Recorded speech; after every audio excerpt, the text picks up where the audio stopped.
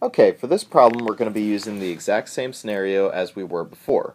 We have a position vector given along x and y for the running rabbit, but this time we're going to be analyzing the velocity rather than the position. Now, in order to figure out the velocity, what we have to do is we have to take the derivative of the position vector. As you can see, we have the position vector given in 2 dimensions. That means we have to take the derivative according to each dimension.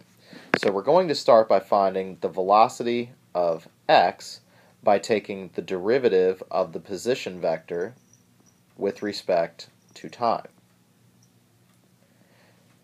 And if you go through that calculation, you'll find that you get negative 0.62 t plus 7.2. And that is the velocity along the x direction. The velocity along the y direction is found in the same way, except we're going to take the derivative of the position vector along y with respect to t. And for this we're going to get 0.44 t minus 9.1. So the same method that we did in the first chapter and when we were discussing calculus, where we want to take the derivative of the position vector in order to find the velocity, and in this case we have to take the derivative along each position vector, both x and y, with respect to t, because our object, in this case the rabbit, is allowed to move along x and y. We're now going to take the velocity at a time of 15 seconds, the same way we did in the first video for the chapter. And when we substitute it in, we're going to find that the velocity along x at a time of 15 seconds is equal to negative 2.1 meters per second.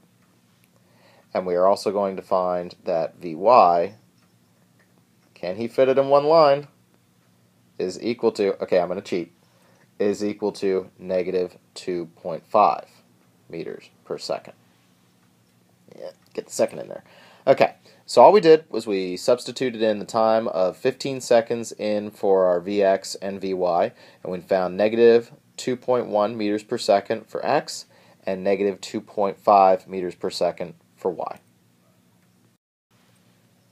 Finally, we're going to write the velocity at time equal to 15 seconds in unit vector notation, and we have that the velocity vector is given as negative 2.1 I hat minus 2.5 j hat, and we assume that the answer is given in meters per second because the position vector was given in meters and the time is given in seconds. Now that's how we solve for the velocity in unit vector notation. If we want to do it as a magnitude and an angle, we once again have to draw our axes. And now we're going to move along tip to tail method.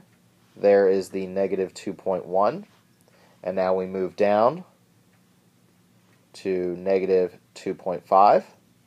Once again, connect the starting points and the ending points, and Mr. Steinman cannot draw at all, but you would see that that is a right triangle.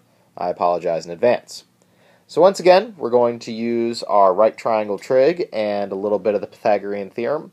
We find that the magnitude of the velocity is equal to the square root of 2.1 squared plus 2.5 squared.